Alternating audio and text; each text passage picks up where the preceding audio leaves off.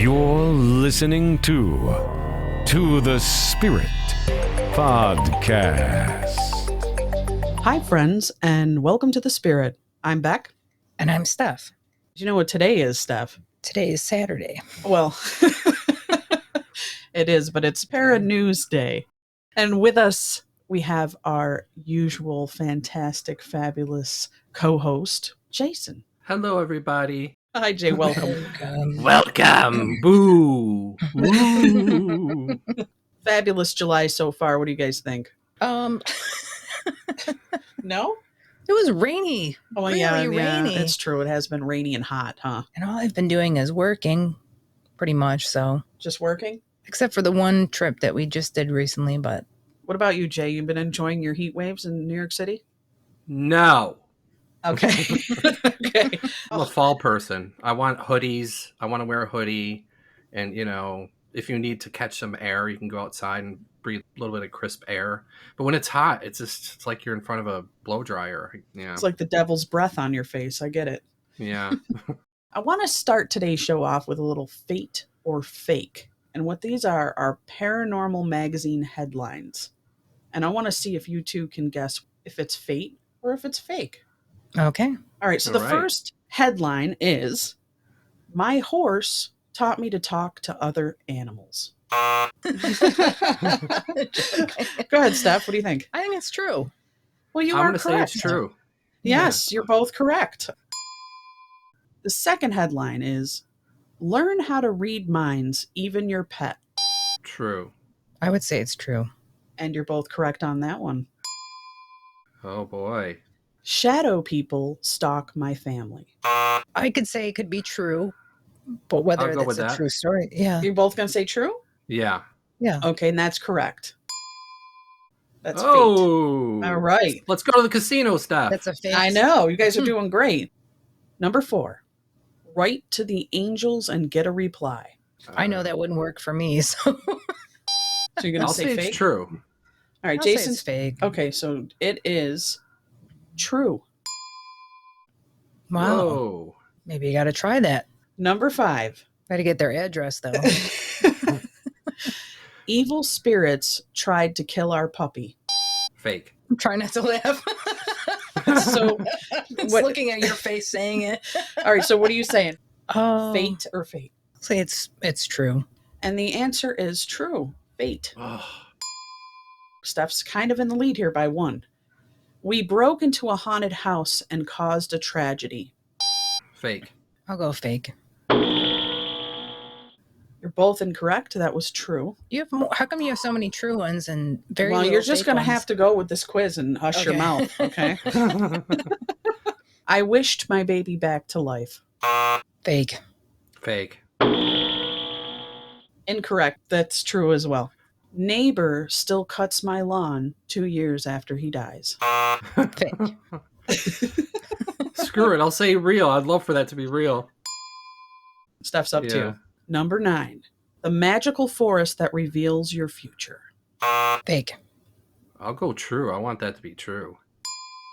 And Jason just came up by 1, so 1 more to tie up with Steph. Attacked. Where is that? It doesn't say. This is just a weird quiz. Okay. All right. I guess we could Google it. All right. Attacked in my bed by an army of spooks. True. Not a couple, but an army. Yeah. I'll say false on that one. And the correct answer is true. Steph's up by 2 again. I'm a real life alien. I want to say fake, but there are some people out there that believe that, so I don't know. Maybe they are, Steph. Who am I to judge? So you're going to say true? I'm going to say fake. Okay. I'm gonna say true. And Jason is correct. He's back up in the running. Number 12. I was met by the angel of death before it took my mom. True. Yeah, I'm gonna go true with that. And you're both correct on that one. Faulty car horn literally woke the dead. Fake. I'll say true. And the answer is fake. Steph's up by 3, and we have 2 Oh. questions left. Let's see. Phantom ghost door stopping me getting in my attic. True. I'll go false on that. Jason's correct on that one. And the last one is branded spook left me black and blue. True. The word branded, it has to be true. And you're both correct on that. So Steph was up by 2. Good times, guys. Good times. I think in contest I'm like 1 in 15. Things happens. might turn. The tables could turn. Look at this, Beck. I didn't even notice he was sitting next to me. My cat is cuddled up next to Steph. He loves her. It heard the story about the dog getting killed and freaked out a little bit by the ghost. Ghost keeps tapping recording equipment during podcast. True. That's true. True. Steph, do you want to start us off with some news, or do you want me to start us off? Or? Oh, I got one right here. All right. Okay, so everyone knows about the building that collapsed down in Florida. Yeah. Right. Okay, Yeah. so this headline that I found, it says, missing grandparents, landline calling from Champlain Towers, South Condo, family says. It has been 3 long days without word for so many from loved ones who are missing after the Champlain, is it Champlain or Champlain? I don't know. I'll say Champlain. Champlain Towers South collapsed early Thursday morning. Jake Samuelson's grandparents, Arnie and Miriam Notkin, live in apartment 302, and the family is still waiting to hear from them. We all know that's too late now, I think. Yeah. Or have they heard from them? Samuelson said his mother's house line has been receiving calls from the Notkins landline phone that rested next to their bed. But there is no human sound on the other end of the line, only static. The family has received a total of 16 calls, with the first one coming in the evening of the condo collapse at 9:50 p.m. Thursday. Part of the 12-story building came down around 1:30 a.m. Thursday. Samuelson said when the first call came in, the family had a mix of emotions. We were all sitting there in the living room, my whole family, Diane, my mother, and we were just shocked, and we kind of thought nothing of it because we answered, and it was static. On Friday morning, when the family went to the reunification center, there were more calls, 15 more to be exact. So they got 15 phone calls. Yeah. Every call after has been gut-wrenching because they don't know if it's actually the Notkins or something else. We're trying to rationalize what is happening here. We are trying to get answers, Samuelson said about his grandparents. Arnie is known as a beloved physical education teacher, and Miriam is a banker and real estate agent. Samuelson said the family did not receive any calls on Saturday. The last one was Friday night. So as far as I know, they must be gone, which is sad. But they're getting, 15 or 16 phone calls? But makes you wonder if they were trapped. I thought about that. What if they were just trapped? Like they were in a little bubble that they could crawl around in. A little bubble? Like, like maybe like a little, if the building collapsed, maybe they were like encased in something and they had the phone right next to their bed. What if it still works somehow? I don't know. And they were trying to call. There is a book called Phone Calls from the Dead. I've heard of that. And I've had phone calls from the dead come straight to my voicemail twice. And it was from like a 0000000 number. And my mom swears she got a phone call from St. Padre Pio. She was talking to her friend on the phone, and they were talking about Padre Pio. And all of a sudden, both of them heard at the same time birds over the phone, like chirping birds, like really beautiful birds. And then all of a sudden, she heard in Italian, addio, addio, addio. Said it 3 times. That means in Italian, like, God be with you. It's like saying adios in Spanish. So it's like saying God be with you, but that's how you say goodbye to somebody. And they both heard it, and they're like, they had to be Padre Pio because they were talking about him. Why would you sure it wasn't Lenny next door outside in his garden? I know. Someone was spying on them and just came up with it spontaneously. No, the lines crossed. I believe it. I've had some weird stuff too, so I get it. All right, if we're going to go ghosts, let's go ghosts then. A New Jersey school that's vacant is occupied by ghost? ? Ghosts in an old school in South New Jersey didn't haunt the students. Rather, they reportedly began their spectral appearances after the facility was closed in 2004. It's not haunted in a bad way. They're good ghosts, maintenance worker Art Welsh said. His sightings began in 2006 when he was working alone at the Elizabeth V. Edwards School, which had fallen into disrepair. Curiously, the main ghost is thought to be the school's founder, namesake, who died in 1965 at the age of 90. Walsh saw an apparition of Miss Edwards, who just seemed to be quietly observing him. He also heard unexplained creaking sounds and 1940s music. saw doors moving on their own, and smelled cigarettes and coffee. Did they smoke in the schools back then? They probably did. Everywhere. Yeah. Doctor's office, doesn't matter. One of the spookiest experiences was when an unplugged rotary phone, oh wow, they still have that, in the principal's office began ringing. Perhaps a spam call from the dead? Here we go with the phone calls. In 2014, the Ghost Hunters TV team investigated the school and were overcome by the smell of chocolate that seemed to come from nowhere. That's a good smell, though. It is. Yeah, it's better than rotten sulfur, Right. like when you have bad spirits. Yeah. Yeah. Chocolate, coffee, and cigarettes. It sounds like a dream. It does. The ghost is having breakfast, man. Mobster said spirit of his grandparents told him to turn rat. Lucchese mobster John Panizzi said he got an earth-shaking message from the great beyond via his deceased grandparents that convinced him to become a government turncoat. The paranormal message came to him in his Long Island home just as he was praying before a photo of his late grandparents and seeking their advice about whether he should turn informant. Just as that moment, Panisi said he heard a sudden loud rattling of dishes and glasses. So that's, I guess, while he was praying and he heard that in his house going on. Everything was shaking in the house, Panisi told podcaster Gary Jenkins. That was the sign, Panisi said, that convinced him to turn himself in to the FBI in October of 2018. In the podcast, Panisi also offered dramatic new details on attempts on his life that he believes had been ordered by his former Lucchese allies. Shortly before receiving the supernatural message from the other side, he was chased by 5 or 6 Bloods at a Manhattan job site. Panisi said the hoodlums were laying in wait to kill him for the Luccheses. I couldn't believe the level of disrespect that he had stooped to, Panisi said. He said the Lucchese clan had started using other ethnic groups that began using the Bloods. On another occasion, he said he had chased off another group of Bloods with a pistol and a knapsack. But anyways, the point, I think, of this is that he was involved in gang life, the mafia, and he believes that his prayers were answered by hearing plates and things rattle during his prayer. No, that was the victims of his murders haunting him. Like the movie Ghost. I think he's the definition. He's a rat, He is a rat. You turn people in after yourself committing a bunch of crimes to get some protection. You're a rat. Suspected haunting forces family in France to flee to their balcony to sleep. Believing that their home is haunted, a French family has spent the last month sleeping in a tent on their balcony in order to avoid the unsettling paranormal activity that's disrupted their lives.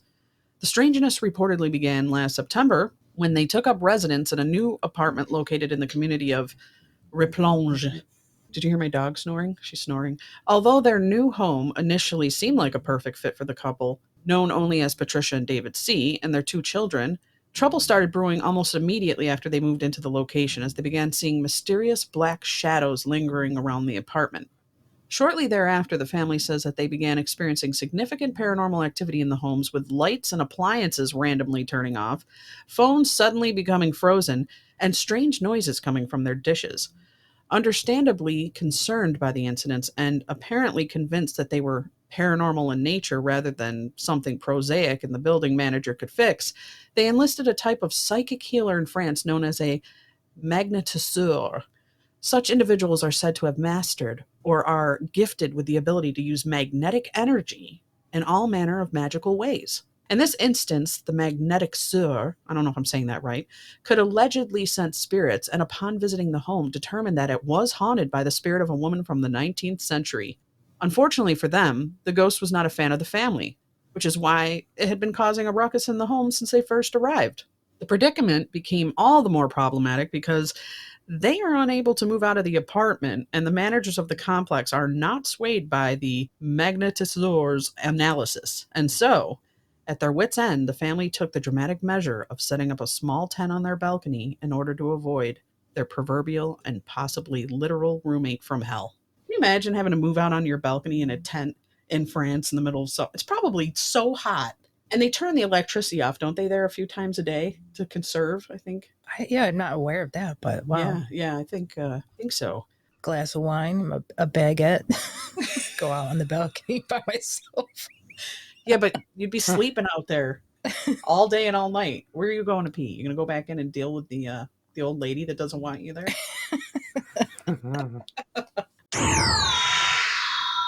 And now, with Retro News, is Jay.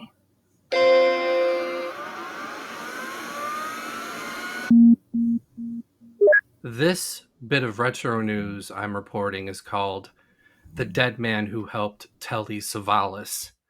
Us older folk know Telly Savalas a little bit. You know, he played Kojak in the 70s, a detective, and some people might know him in the episode The Living Doll. Talking Tina. I'm talking Tina and I don't like you. You know, he's the dad in that.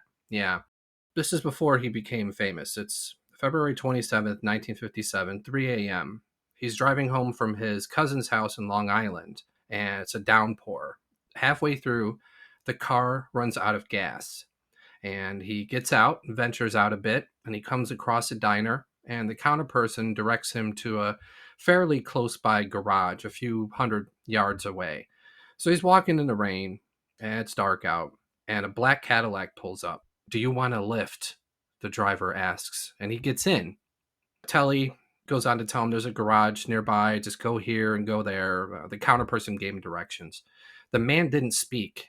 He just stared straight ahead. He had a very blank face, an eeriness to him, and he just looked over the wheel. Didn't blink, just drove straight ahead. He wore a black tux, silk shirt, and a black bow tie. And then Telly asks him, "Where are you headed?" And the guy says, "To the crossroads of my destiny." And and they keep driving. They get to the garage. Telly gets out. He offers the man a couple of bucks, but when he looks in his wallet, he realizes he has no money. But he really wanted to pay him, so he asks the driver for his address so he can mail him the money later.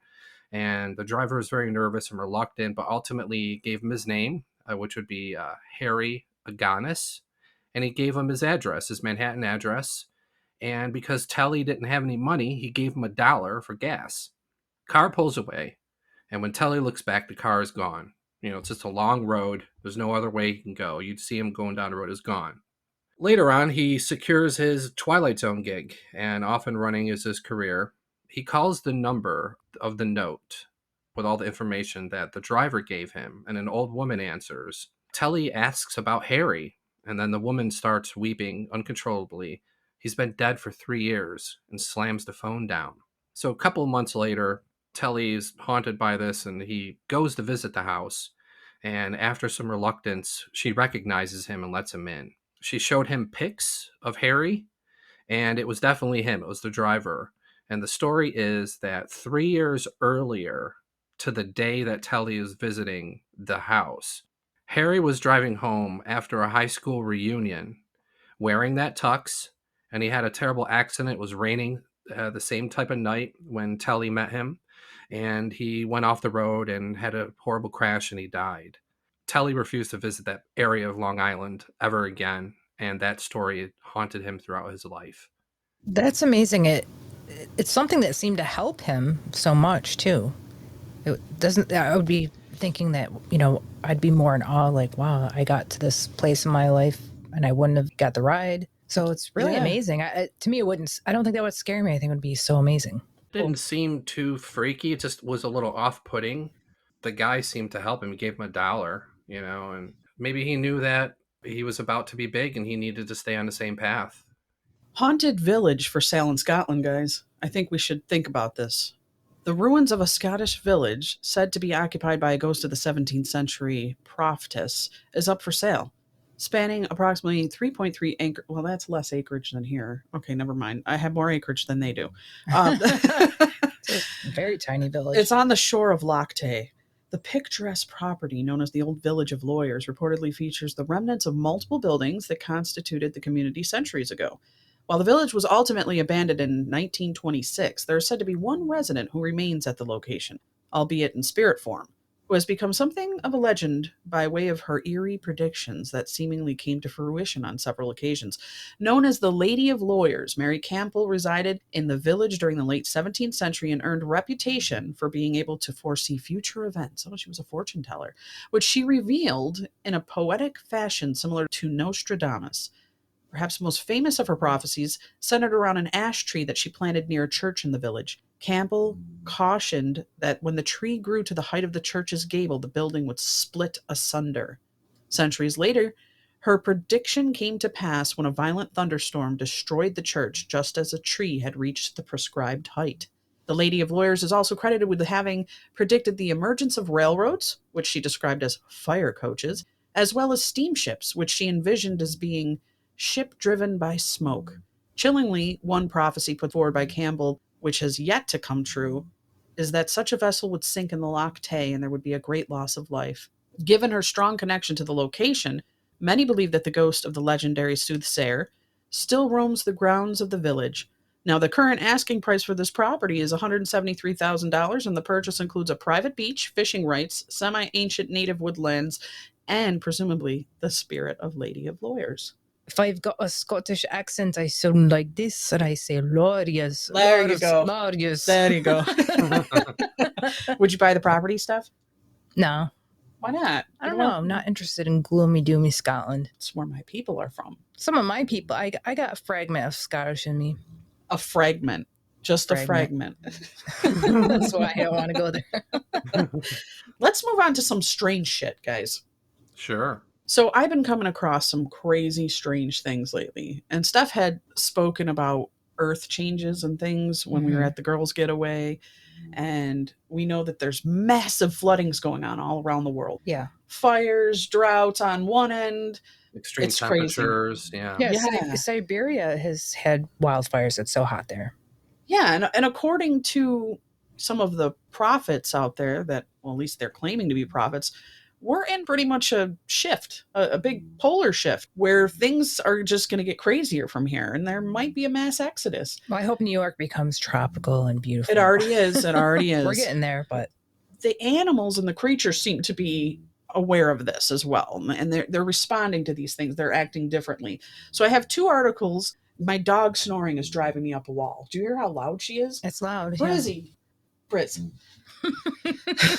Her eyes are open and She's still snoring. yeah. And she's not like even a bulldog. Yeah, it's like she's hypnotized right now. Got to get her a CPAP machine. I do. Alaska man rescued following bizarre week-long battle with a grizzly bear. Now, A week long? a week long. A man in Alaska was rescued after enduring a nightmarish week-long battle with a grizzly bear that had attacked him multiple times. The harrowing tale... Are you laughing, Jason? This is insane. What was it like at the end of the day? All right, round 2 tomorrow.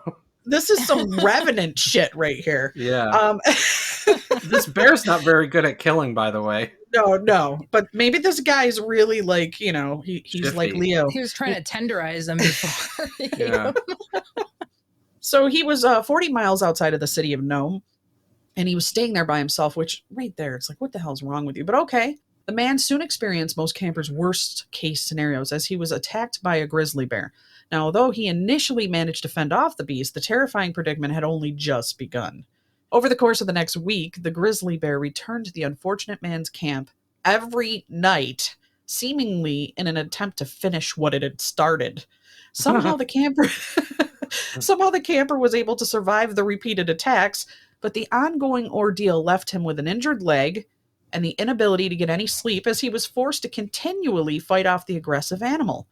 Fortunately, just as the situation had gotten to be quite dire, he was down to only 2 remaining rounds of ammunition for his gun. A Coast Guard helicopter passed over his camp. The crew aboard the chopper were stunned to see SOS and the words "Help me" written on the roof of the small shack where the man had been staying. According to the co-pilot AJ Hammock, when the helicopter landed, the crew were met by the man, who emerged from his shack on his hands and knees waving a white flag. The disoriented camper subsequently explained what had happened to him, and the team transported him to the nearby Nome for medical treatment. While bear attacks in Alaska are not unheard of, wildlife experts say that this particular case is rather unique, as such encounters are usually isolated incidents rather than an ongoing series wherein the same creature keeps targeting a person over and over. Though the man's battle with the bear may have ended, we're guessing that it'll be quite some time before he gets a restful night's sleep after what he experienced at the camp. PTSD, man. Oh. Yeah. I've had some wasps That's terrifying to me. I can't imagine it being a bear. Actually, when I was a kid, did you ever have like a bad dog in the neighborhood? Oh that you yeah. can't walk past their house Yeah, and the they dog come comes at, out. try to Oh bite my your God, ass. I've had that experience. Yeah. So terrified as a kid. Now imagine that as a giant bear. I know I can't picture it. It just seems like I think I would die of exhaustion and fear. I really do. I think for me too, because when a bear attacks you, they don't kill you right away. They don't go for the jugular like a panther would. They actually eat you piece by piece, starting with your feet, and go very slowly. Are you sure about the feet first? I don't know about the feet first, but I know they take their time and they eat piece by piece. And while you're alive, they don't take you out. It's almost like they enjoy it. It must be the adrenaline in you that they're eating. Yeah. I don't know. That's crazy. It's scary. Bears are scary. So I'm going to say that the next article that I came across might explain why this is happening. Maybe. Chimps observed lethally attacking gorillas in the wild for the first time. For the first time ever, a community of chimpanzees were observed lethally attacking a troop of gorillas in the wild. The remarkable moment reportedly occurred at a national park in Gabon, Gabon, where a team of researchers had been conducting a long-term observational study of the site's resident chimps. Living alongside those primates at the park are a number of wild gorillas that up until now had peacefully coexisted with the creatures. However, this assumption based on years of observation was upended when the team managed to stumble across a moment unlike anything else they or any other scientist had ever seen. At first, we noticed screams of chimpanzees right there, and my hairs are going up, and thought we were observing a typical encounter between individuals of neighboring chimpanzee communities. But then we heard chest beats, a display characteristics for gorillas, and realized that the chimpanzees had encountered a group of 5 gorillas. When the researchers investigated the curious cacophony of sounds, they were surprised to see an epic battle unfolding. This is like Planet of the Apes here. Okay. This was not an isolated event, so it wound up being that the first of 2 such brawls among the beasts that researchers documented over the course of a year. Now, according to their observations, the simian showdown lasted approximately an hour each and saw the chimpanzees form coalitions and launch attacks on the gorillas. Now, while the adult gorillas were able to hold their own against the unusually aggressive chimpanzees and ultimately escaped the fracas, a pair of their infants were lost in the attack. The question researchers are now understandably asking is, why has this unseen behavior come about?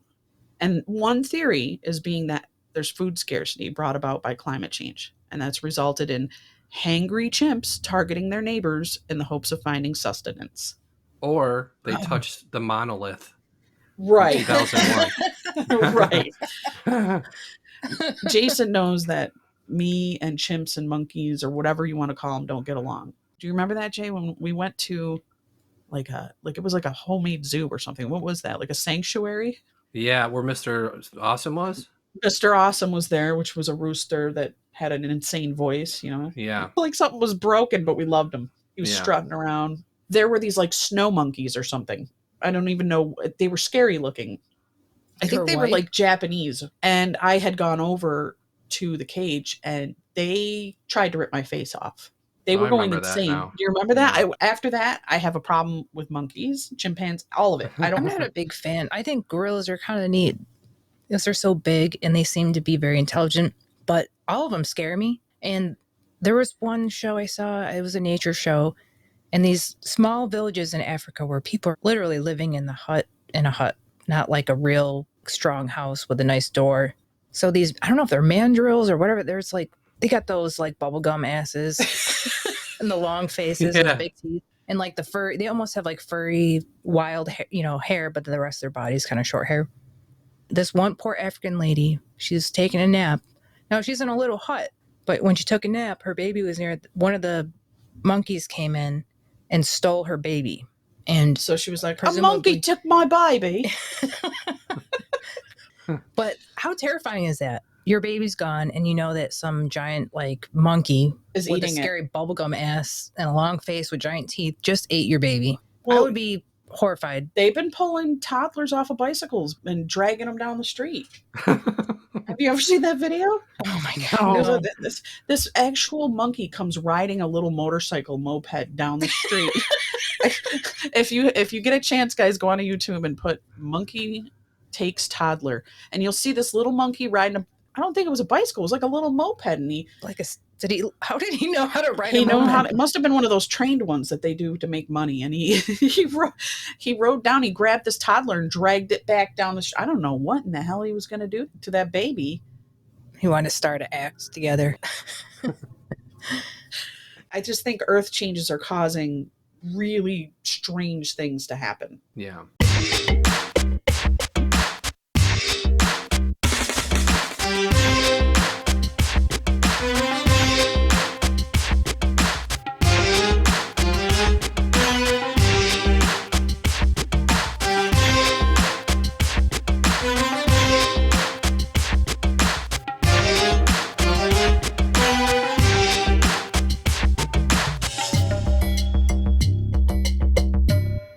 If we're going to go into these weird creatures, I came upon this article that I had never heard of anything like this before. And the header of the article says, strange creatures and connections to Ouija boards and seances. Now, when I say Ouija boards and seances, what do you think? You know, I don't know. Ghosts and Demons, voices. Yeah. portals, shit Yeah. like that, right? Well, there was a man named Gooch. He has written many books, and there was an occasion while Gooch was taking part in a seance, and something incredible happened. As the seance progressed, a strange creature manifested in the room. Gooch himself wrote of what came next. There was a crouching ape-like shape, which became clearer as the moments passed. I guess it approximated to most people's idea of what an ancient caveman would look like a Neanderthal. Right. Yet one could not make out too much detail. The eyes were hidden, for example. It stood half shadow, watching us, breathing heavily as if nervous, though he sensed rather than heard the breathing. He could not decide whether the visitor was wearing the skin of some animal or whether it had a rough coat of hair of its own. And Gooch, continued to stare at this thing. He could only conclude that what he was seeing was nothing less than a classic Neanderthal. Now, let's get on to the matter of the Ouija board. A somewhat similar event to that occurred in 1985, and this is in Rochester, New York. This story comes out from a woman named Laura, who at the time in question was in her mid-teens. And one particular Friday night, when her parents were out for the evening and weren't due back until well after midnight, Laura arranged for several of her friends to come over for a slumber party, something which involved them dabbling with a Ouija board, although Laura wasn't aware of the aspect of that night's entertainment until her friend arrived and had a Ouija.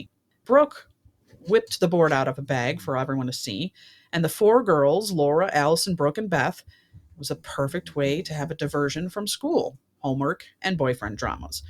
Now, by Laura's own admission, none of the girls had any clue. Do you hear that? Yeah. Did you hear that, Jason? No. No. Okay. It was the perfect way to have a diversion from school, homework, and boyfriend dramas. By Laura's own admission, none of the girls had any clue how to use a Ouija board in the slightest. In fact, Brooke aside, not even a single one of them had even seen the board in person before. Great fun resulted from asking the board about sex, boys, and their future escapades. Things got a little more serious when one attempted to contact a dead relative. Somewhat of a dark and unsettling atmosphere briefly enveloped the four friends, causing them to suspect that they had opened a paranormal portal to something malevolent. It was in the early hours of the morning that something terrifying occurred. An abomination was about to put in an appearance. Laura was awoken from a nauseous, sickly smell that filled her bedroom. She was about to turn on the light when, thanks to the moon's illumination that gave a small amount of light into the room, she could see something standing in the corner of the room.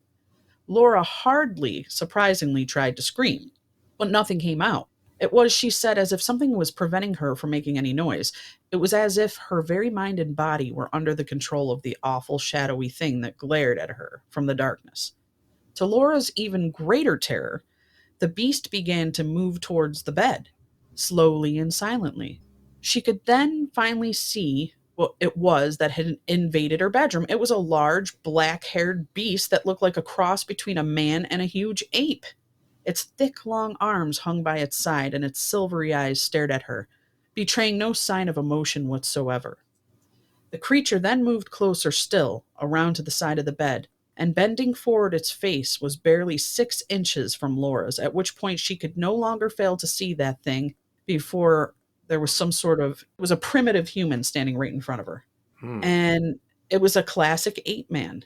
Let's leave the strange creatures behind and take a look at the connection between UFOs, aliens, the CIA, and Ouija boards. Did you know this? That the CIA began infiltrating seances and occult gatherings during the 50s?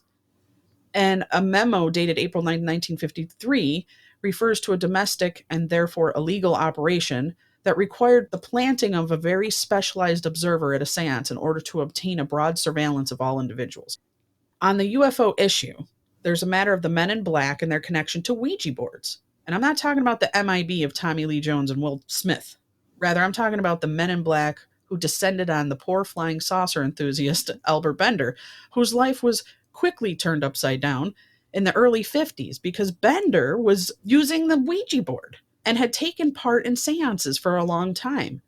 So interestingly, Brad Steger suspected that it was Bender's use of the Ouija boards that directly allowed the men in black to enter Bender's environment. You may want to keep that in mind just in case, one day you decide to get involved.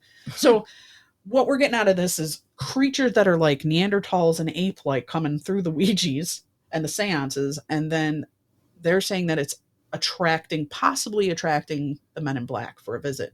That's weird. The CIA seems to be involved in many weird things. Like, did you ever hear about how they infiltrated like famous rock bands, introducing certain drugs to them on purpose? I mean, and just manipulating.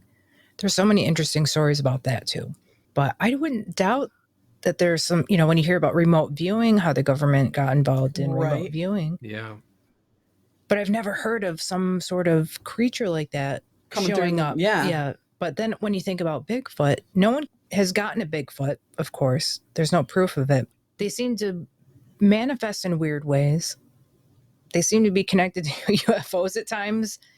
And it's just a weird phenomenon. They just show up and they see like footprints and stuff, but they've never gotten one. I've always feel like they're more of a weird spiritual creature that shows up. Men in black? No, the Bigfoot. And it kind of reminds me of like, they call them an ape man. Like, okay. I don't know. So you think it was more of a Bigfoot type creature that might have possibly been... That kind of popped in my head. I'm not saying it is because obviously we don't know for sure, but nothing's off the table, Steph. Nothing's off the table. I just can't believe that they sell Ouija boards and kids are at home going, yeah, and playing with them. I know. I think there's been enough information about them that people wouldn't buy them anymore, but I think there's a lot who are very interested. Well, I think they would continue to buy them because of all the movies and things. And people think it's fake until they play around with it and get the repercussions. Yeah, I did one at my friend's birthday party when I was about 10, and it said I'd live to 63. Oh, great. What does that mean? How many more years you got left, bud? 16. Okay, well, that's good. Yeah.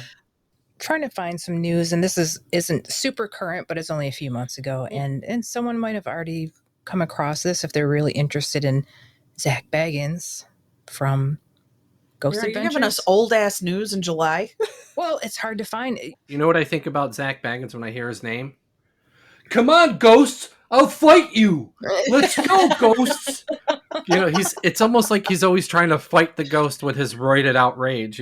He's trying so hard to push buttons and provoke, and he buys a lot of this is what this is about, but he buys a lot of haunted items. He's interested in haunted items. Yeah, and so he bought some sort of guitar that was linked to a death. Baggins is now the owner of a supposedly haunted acoustic guitar that could have been involved in the death of a teenager in 1979. I don't play guitar very well, but you can assure that I will most definitely play this instrument and see if anything happens to me, Baggins wrote to Newsweek. He's going to yell at the guitar, come on, ghost. Show up, start playing the guitar, ghost. He just sits down and starts Stairway to Heaven. Yeah. So Baggins purchased the guitar, the brand of which is unknown since the logo has been removed, through online music retailer Reverb. And he bought it for, guess how much money? $2. $1.99. $666. Wow. Reverb's listing included a macabre story of the instrument. Apparently, the seller was given the acoustic guitar, which is said to be cursed, by the mother of the deceased boy. The seller listed the instrument with a warning to the future buyer. Please use extreme caution when conjuring the phantasmic spirits that seem to be channeled through this iniquitous instrument. So this is what I think we should do, Becky, is start claiming we have Haunted very items. haunted, demonically haunted items and start selling them towards Zach Baggins for exorbitant amounts his of money. museum. Gotcha. Okay, I'm down with that. What do I have? Who would What do I know? have? Yeah, who would know? This bobblehead here, this goes crazy at night. Yeah. You just hear it bobbling. $6,000 and 66 cents or whatever. Exactly. Well, this is kind of cool. There's a flying car prototype. Have you guys seen that video? No. I've watched a lot of that type of stuff, but I might have seen it. A friend of mine actually sent me the video of it, and a Slovakian company is working on developing a flying car. They took a big step forward this week when their prototype successfully completed an intercity test flight. And it's called the Air Car. It took flight over the course of 35 minutes, and it approximately traveled about 45 miles to the Slovakian capital of Bratislava. Upon landing, the creators of the craft provided a fantastic display of its feasibility by immediately transforming it from an aircraft back into a car. It's powered by a 160 horsepower BMW engine, and it's running a fixed propeller positioned at the back of the vehicle. So what do you guys think? Are we going to start driving around, flying around in cars now? I don't know. There's a lot of accidents on the road. I can't imagine it happening up in the sky with a bunch of idiots like DWIs and at the airspace. How do you regulate where to drive unless they have like drones with lights on them in the air, different heights and stuff? Like that top height might be the fast lane. Right. Yeah, I've always wondered about that, how you regulate where to fly. It's going to be like the Fifth Element, guys. Come on. Yeah. Yeah, We're it is. going to be flying taxis. I don't know if we're going to see those practically in our lifetime, but again, with the drone technology, I picture it being sort of, I think I might have seen a picture of it. It looks like it's got some drone kind of propellers, for lift. But right. I think that's going to be the way. It's not going to be rocket fuel. It's going to be, a rechargeable battery with little Which is spinners. kind of scary. There better be some sort of backup parachute or something, because I don't know if I'd feel safe like that, but there will be people doing that. The tragic fate ball predicts your demise. A macabre twist of the magic 8 ball known as the tragic fate ball has been invented by Stuart Gorman. His revision of the clairvoyant toy offers darkly humorous answers as to how someone will die, including shot by the Dalai Lama and swallowed a Rubik's Cube. Oh, okay. Starting with a 3D printed billiard ball that swaps out the 8 for a skull and crossbones, Gorman's construction of the device is demonstrated in a video. You guys can check that out if you want. But just a little fun toy to predict your demise. We've all played with those before. I mean, why aren't we coming up with these ideas, guys? We could be making $6.66 every time we sell one. There's a giant 3D cat that comes to life on a Tokyo billboard. And there's a video of this, but it's a 1,666. What is up with that number today? Holy that one has to be shit. That one's got to be on the podcast. They never show up, but that one was that loud. one was loud. On a 1,666 square foot curved LED screen in Tokyo's Shinjuku district, a giant cat looms over the crowd near a busy railway station, part of an experiment in digital signage. The scale of the feline is startling. Finally, a pet cat worthy of Godzilla. This thing is huge, too, and it looks legit. Yeah, They're getting crazy with technology. Oh, you did see it. Mm-hmm. Is it like a hologram? That just replied yes. Have you guys heard of Dragon Man? No. Okay, this is not as cool. I mean, it's cool, but it's not what you think. So Dragon Man is a early human skull found in Harbin, China, maybe New Hominin. So basically, they call him Dragon Man only because he was found near the river, which is in Chinese translated to the Dragon River. But his head is humongous, I guess. Oh, so he's not. Well, that was very misleading. Well, this is the thing. This article doesn't give the diameter or whatever, but I guess it's really huge. And so I Well, think you got to some, give us a little bit of a huge meaning. What, a watermelon? this article, I've tried to find it, but I saw videos. Well, much bigger than a human skull. Yeah, I think it's pretty damn big. And so what happened is that the people that found this skull were like construction workers. They hid it for 80 years. They didn't want anyone to see it, which is the weirdest thing ever. But then when they finally examine it, now they're saying they have to rewrite history again because this is another ancient person that they've never seen before. Doesn't match up to anything they've ever seen. It's an alien. It sounds like a giant. It's a giant. So if anyone wants to learn about that, that's Dragon Man. I was trying to compare Dragon Man's head to a bowling ball, but let me just tell you, there's a Michigan man that unearthed a bevy of bowling balls buried beneath his back step. This homeowner in Michigan was left scratching his head when he unearthed a staggering 160 bowling balls that had been buried beneath his back step. The odd discovery reportedly occurred as David Olson was in the process of what initially seemed to be a routine renovation outside his residence in the city of Norton Shores.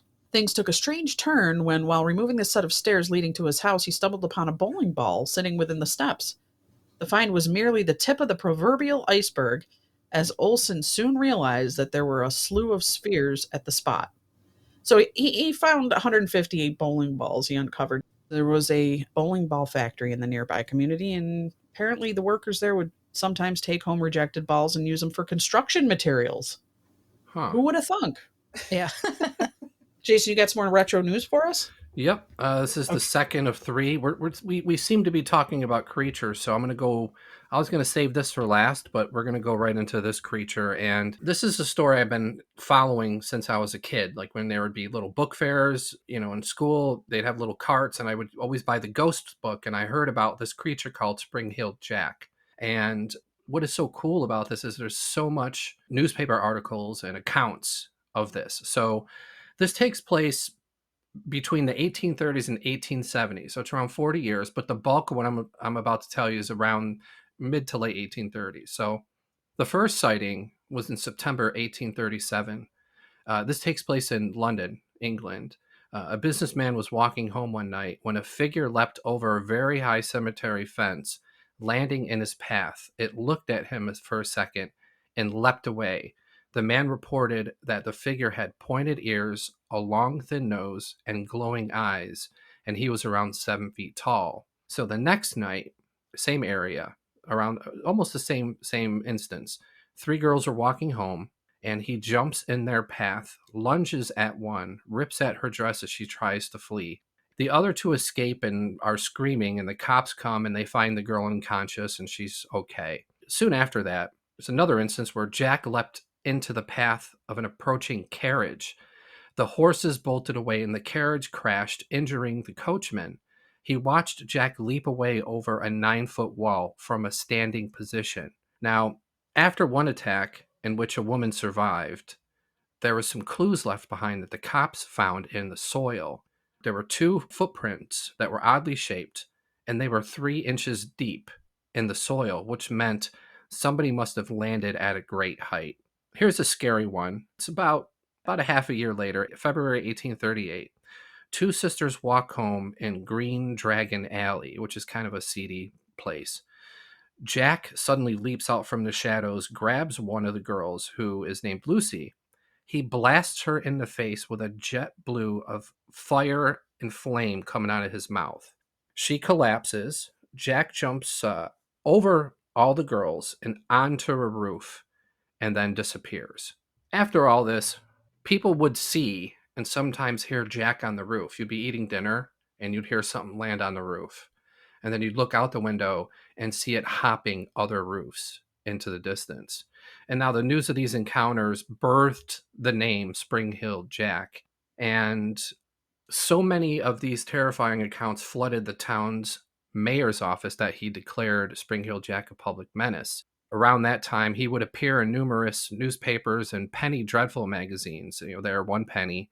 And one in particular says, Spring-Heeled Jack, the terror of London. Now, I'm looking at it right now, the picture, and the top half of the picture are 2 people on horses, and they're looking up at the sky, and there's this demonic looking dude with a cape flying around. And the second half is it looks like a village, and Spring-Heeled Jack is standing over a victim. Search teams start to regularly patrol the streets. And during this time is the famous Jane Alsop incident. She's home alone at night with her two sisters.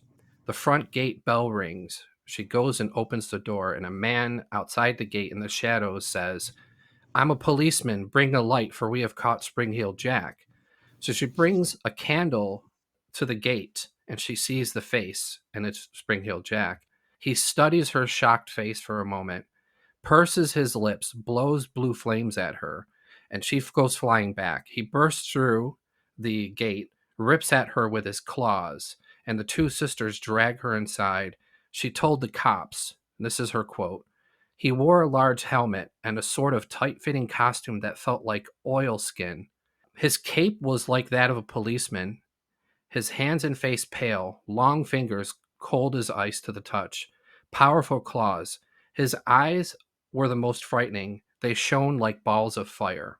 About a week later, there's a knock at the door, and a young boy answers the door. There's a cloaked man covering half his face, and the cloaked man asks to speak with the master of the house. And Jack slightly moved out of the shadows just in time for the kid to see his face, and he knew it was Jack. And at that moment, Jack lunged at the kid.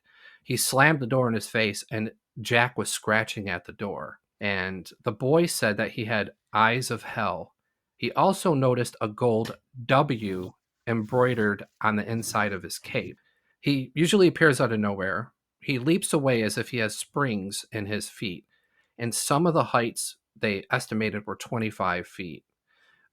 He wore a black cape, had a long, pale, sunken-in face, pointy ears, glowing eyes, cat-like retractable nails, which freaks me out. He's very lanky, 7 feet tall. He would laugh sometimes during the attack, and he would laugh while he was fleeing. And he had a very metallic-sounding voice. He had the blue flame that would come out of his mouth, and he mostly attacked women. He did attack some guys, some men, but mostly women. He was never caught. He almost was caught, though. At a particular time, he was cornered by a group of cops in an alley. He laughed at them and leapt onto a roof and out of sight. There's a couple more sprinkled about that they attribute to Spring-Heeled Jack, but this is one of the ones where near the end of what I've been saying, like what people have been talking about. It's August 1887 at Aldershot's Barracks. A group of soldiers are on guard, and they notice one night a figure down the road. It leaps towards them. They start firing shots, and it leapt away. The bullets didn't seem to affect him, and when the soldiers turned around to go back to the barracks, he was behind them. He slapped a soldier, laughed, and spat blue flame all around. And they were firing directly at him, point blank. Nothing affected him, and he leaps away. So the question is he an ET? Is he a genius prankster? Is he from another dimension? Demon? Yeah. So, yeah, I mean, that's just the tip of the iceberg, but there are so many stories in this time period of the 1830s and 1870s about this creature. And there you go. That's Spring-Heeled Jack. He sounds like a comic book story, he's got a cape, he's got a W. Well, yeah. You know what I would do if I saw that thing? What? Run. I think he was I happen to think that he was probably whoever wrote Jeepers Creepers must have heard of Spring-Heeled Jack. Oh, for sure. That's what it reminded me of. Yeah. I love that movie like too. That. Well, since we kind of equated him to possible ET, let's talk about a few UFO and ET things. There was another cow mutilation, as well as if you look up any kind of paranormal news lately, you're just going to see UFOs like crazy spotted all over the damn place. This is coming out of Argentina. There was a cow that was discovered mutilated under mysterious circumstances the day after a UFO was witnessed in the same location. Jorge Gabriel Rome. I was going to say Jorge Miguel. Yeah. Best Christmas song ever. Yes. The odd incident occurred last month in the rural province of La Pampa when a man working in a field spotted a dim light moving beneath another brighter object that was suspended in the air. The two UFOs subsequently melted into one and then departed from the sky at an incredible speed. The wondrous event took a dark turn the following day when the witness returned to work and made a grim discovery. Around 1,500 feet from where he had seen the UFO, the workers stumbled upon a cow that had been mutilated in a manner all too familiar to those who have studied the strange phenomenon. So it had been sliced with surgical precision and its soft tissues removed. When the man tried to bring his dog near the downed creature, it refused to go near the dead animal.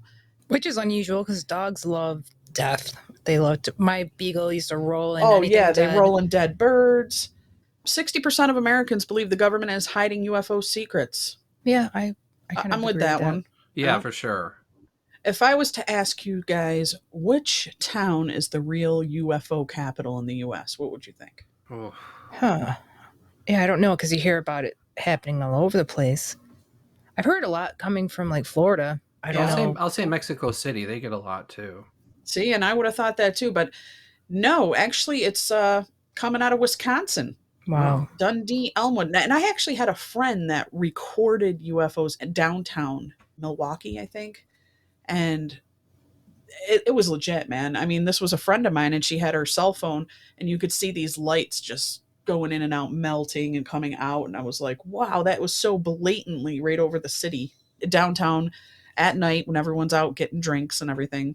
But yeah, Dundee, Wisconsin. They have more reports than any other place in the US. It's known for its great cheese and beer and UFOs. That makes sense. I mean, I'm not going there. They seem to like to chill out in areas where there's not a lot of traffic and people, so they can do their Right. evil bidding. A motorist in Ohio crashes car after letting God take the wheel. A woman in Ohio found herself in considerable trouble with the law following a car crash that occurred when she decided to let God take the wheel. According to a local media report, the bizarre incident occurred last month in the city of Beechwood when cops were called to the scene of an incident involving a vehicle that had careened into a house. Upon their arrival, police were greeted by the unnamed driver of the car, who provided a rather jaw-dropping explanation for what just happened. Following a series of trials and tribulations which had befallen her life in recent weeks, including the loss of her job, the woman embarked on an ill-advised test of faith while driving through the city, opting to let go and let God take the wheel. The motorist proceeded to accelerate to a staggering 100 miles per hour, sped through a red light where she clipped another vehicle in the intersection. The slight collision sent her car spinning out of control into a utility pole, then another car, and then ultimately into a house. While some might suspect that the driver's decision to hand control over to God was the result of some kind of impairment, an examination of the woman at the hospital where she was later treated found no signs of drugs or alcohol consumption. The motorist was ultimately charged with several offenses, including felony assault and endangerment of a child, an 11-year-old daughter in the car at the time of the crash. Fortunately, no one was hurt, and amazingly, the woman told the cops that she still believed that she did the right thing, despite the damage caused by the attempt at conjuring divine intervention. Sorry, Your Honor. It was Jesus who crashed the car. Yes. He doesn't know how to drive. He's from 2,000 years ago. He doesn't even know how to probably drive a horse cart. He can just miracle it, you know? Yeah. You have to miracle it. That would be how it would be. So we've got a mosquito tornado in Siberia. That was Oh, weird. great. We've got giant goldfish found in Minnesota Lake because people should not be dumping those into the lakes. That's causing a bit of a problem. Uh-huh. And what else you got, Jay? The third of my reporting of retro scary news, one of my favorite little areas of the paranormal, I would say, are doppelgangers. So I have two little instances of doppelgangers. And again, if you like the Twilight Zone, there's an episode called Mirror Image where a woman is trying to buy a bus home. Her life is in shambles. And ultimately, you got to watch it. It's really good. So instance one, London, 1888, British Museum of London. The Reverend Lemon had an appointment to meet the museum's manager, Dr. Westcott, in the museum's reading room, which had one entrance, and that was the exit as well. The Reverend was late and showed up to find the doc chatting with a friend named Liz Salmon. Liz told the Reverend, "Oh, the doc's ready. He's right over here." And when she pointed where he was sitting, he was gone. So that being there's only one exit, none of the other museum workers saw the doctor leave. Liz was baffled that the workers saw Doc enter but not leave. 5 other people throughout the museum saw the Doc walking around, and it turns out the Doc had been home all day in bed with a cold and a fever. So this is instance number 2. and it's concerning 32-year-old French teacher Emily Sagui. To preference this, she lost 18 jobs in 16 years because of her double, which sucks. I mean, I can't, you know what I mean? Like, just leave me alone. I'm just trying to make a living here. Right? Yeah. Wow. So this is in 1845. So Emily took a job in Livonia, which is now Russia. Her pupils loved her and said she was kind and a good-natured person, but word soon grew that she could be at two places at once. At one time, two pupils were arguing that Emily was in her classroom while the other one said she was sitting in the garden. And another instance, Emily was at the chalkboard teaching when a second Emily appeared next to her, mimicking her movements, acting like she was writing on the chalkboard without chalk. The class was astonished as the second Emily soon vanished. Another time, the school saw Emily wandering the schoolyards as the other Emily was home sick in bed. Another day, the class was waiting when Emily entered.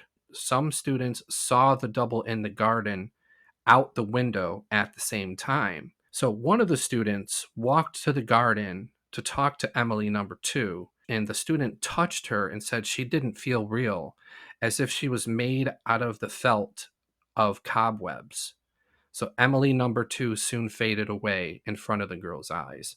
Whenever each of the second doppelganger Emilys were around, the real Emily would become lethargic and listless, as if the double was draining her energy. And this continued some time throughout Emily's teaching career, the 16 years. The Horrifying. description of her, what she felt like is really creepy. It really is. Well, that and when it materialized and was mimicking her movements, I would have had a heart attack I would have had a heart attack too. at 12. This happened to me once, right? So when I was in Italy, right, in the religious life, there was this mass that was going on up in Constantia, the Mother of Joy House of Prayer. So my mom I don't know if I talked to her on the phone when I was in Italy or it was like a letter that they sent, but they're asking me, did you bilocate to the prayer house? What? I know. I'm like, no, not that I know of.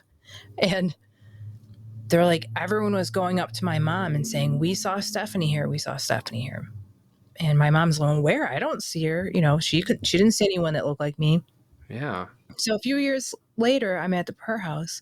This woman comes up to me and goes, oh, you look just like my daughter.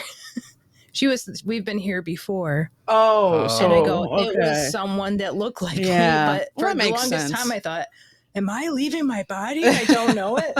Well, they say we all have a twin, Yeah. right? Yeah. But that whole doppelganger thing is a whole nother level. Yeah. Yeah. I just thought it was funny that they were asking me, did you bilocate? I'm like, are you crazy?